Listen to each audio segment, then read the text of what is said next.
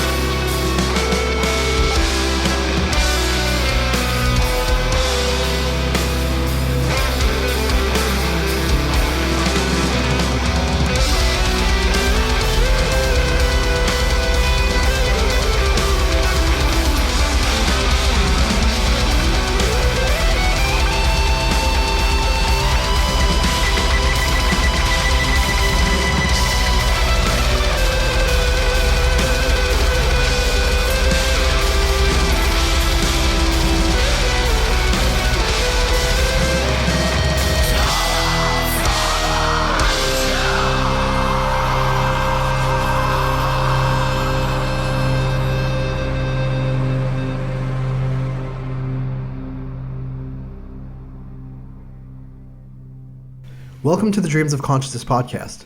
If you'd be so kind, would you mind introducing yourself? Christian Larson, I play Necrofier. And Christian, you've been on the podcast once before, back in 2023. We talked about your previous album, Burning Shadows in the Southern Night. Do you want to catch everyone up on what you guys have been up to since then? Since the last record, I mean, man, it feels like it's forever. Been on a couple good tours in America. We went out with Holder and Worm. We went out with Midnight for a little while. We did a big tour with Goat Horror. Staying busy. And then in the last year, we worked on a new record, and it's finally coming out next week. And we'll speak about that new record in a bit.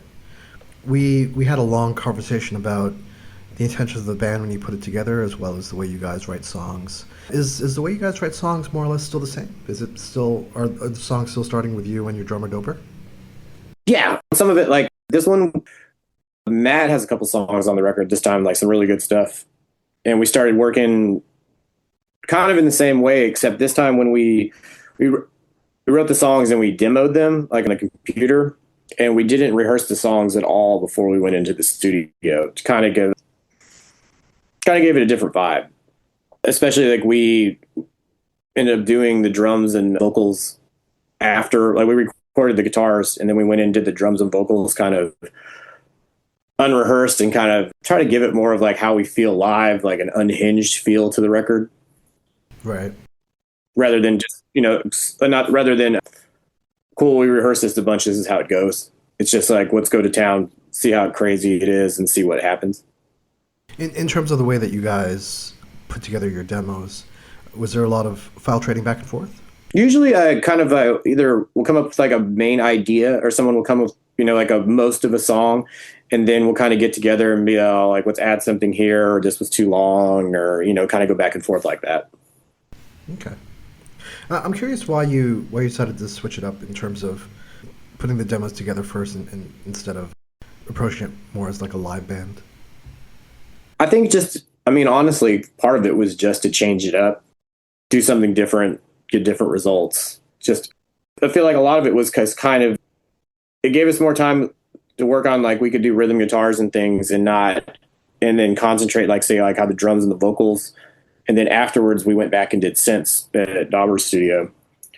And it gave us more time to kind of shape the songs. And I think we went down this route just to kind of get like a different vibe where it was kind of more how we sounded live and less how it would sound just if we went in to record a studio record, if that makes sense. Right, yeah, I understand.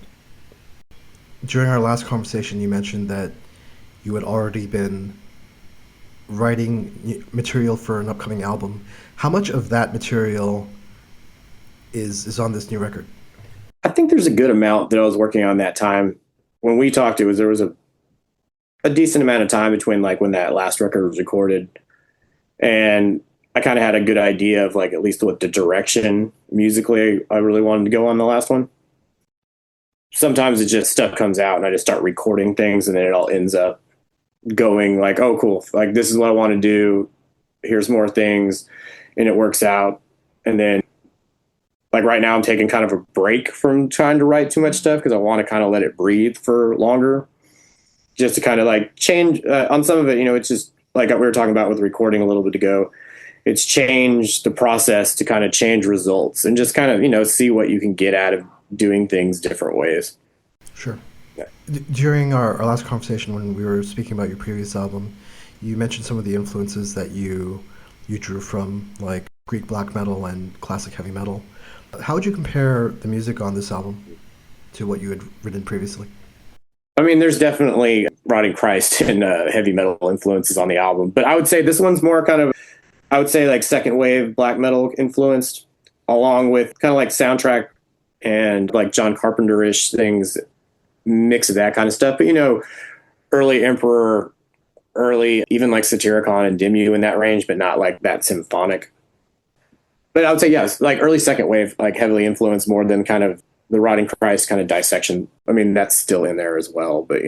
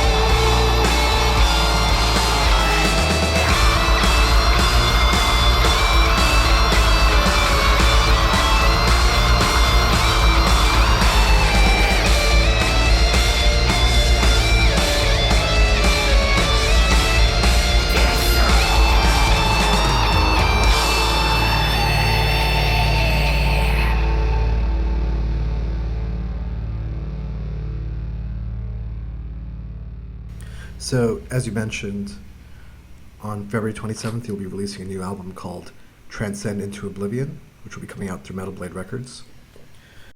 Can you tell me a little bit about the structure of the album and the way that you divided it into chapters?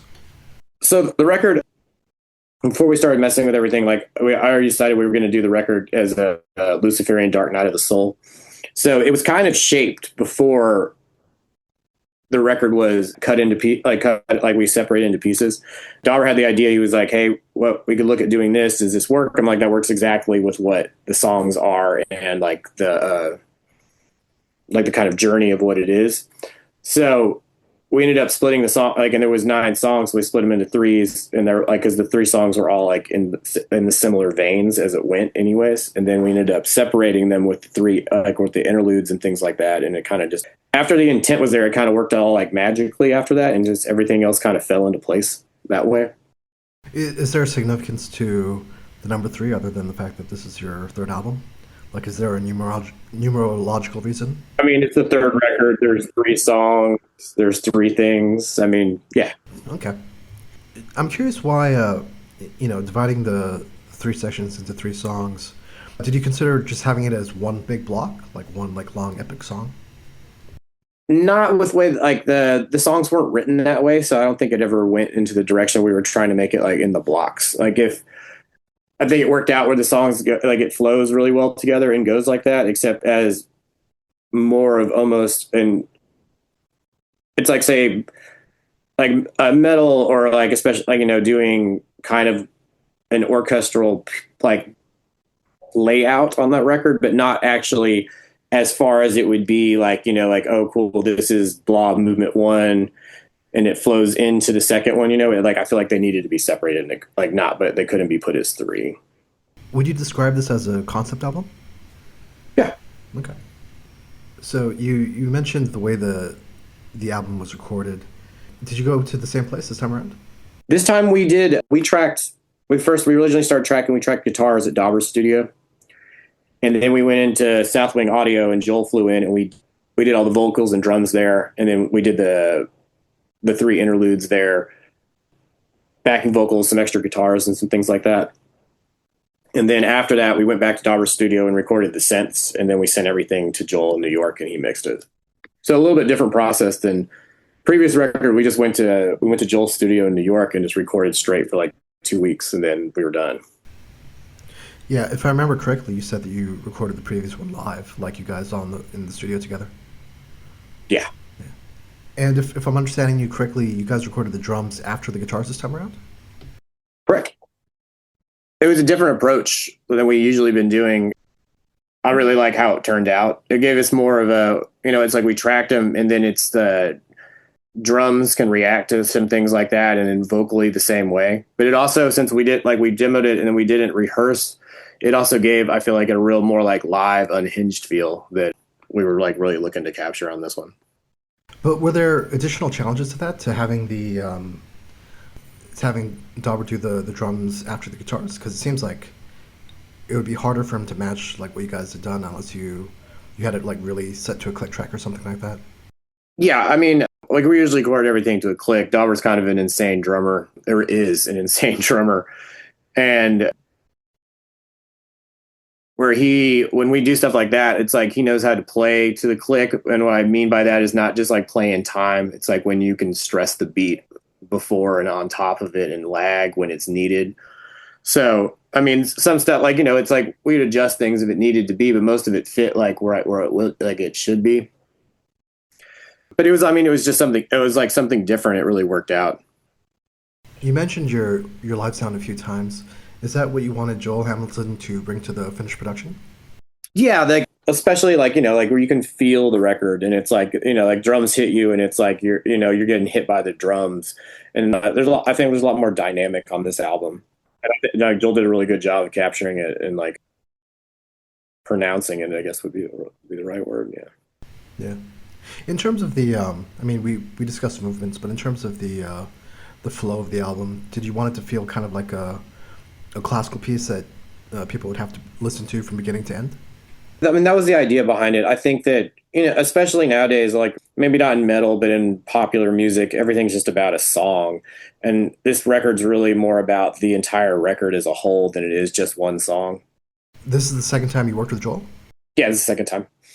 What do you like about working with him?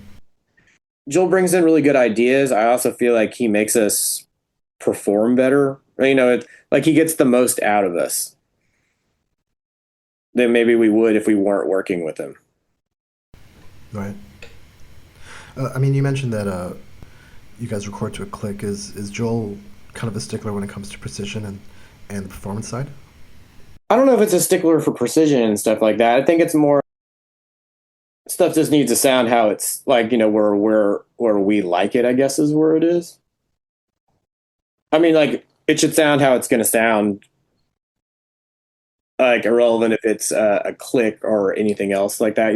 It's kind of like more of a capturing what the song should be, I guess, is the main goal, especially with Joel and like him interpreting what we're doing out through his mixes. Did Joel handle everything to the master? Joel mixed it, and then we had it.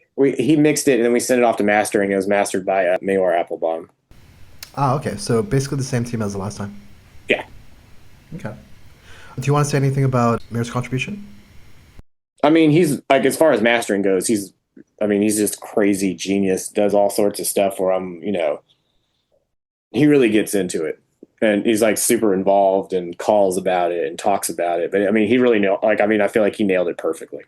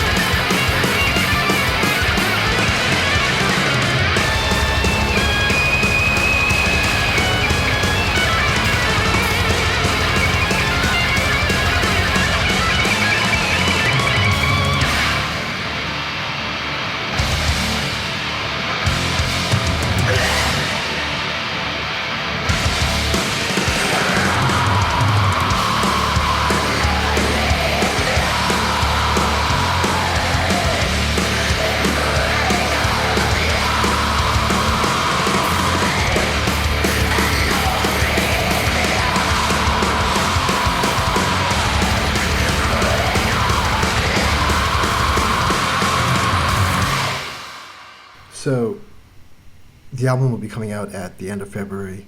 Do you guys have any plans as far as live dates or festival appearances or anything like that? Right now we're playing with Acid Bath in Houston in the end of March. We're doing MDF, and we're also doing San Luis Metal Festival in Mexico in May as well. A couple other things like we're working on, like we'll be going to Europe later this year, but it's not announced yet. We're working on some other tours in the US, but there's nothing to be talked of as of yet. Okay, cool. So, by the time people hear this episode, Transcend into Oblivion will be out through Metal Blade Records. Christian, please tell everyone how they can order the new album. What's the best way to get it? You can get the new record either on Metal Blade's website. I'm sure you can get it all over stores online. I don't really know. And then if you want to get, like, we have special exclusive like vinyl on Bandcamp that comes from the band direct. Would be great. And other than that, you can probably listen to it anywhere online you stream things. Tell me about the special edition vinyl. The special, like, they gave us an option to do like our own color, and it should be coming in any day. I'm like waiting for it to get through customs, but it's kind of like it's like a marble-ish, like orange brown, and there's like black splatter in it and some things. It's really cool looking. Like we got to talk about all the different colors for the design, so they all kind of match the vibe and color scheme of the album. Cool. And this is only available through your Bandcamp page? Yes. Or if you like, you can also get it from us if you see them and see us play too, while we still have them. Ah, right, yeah.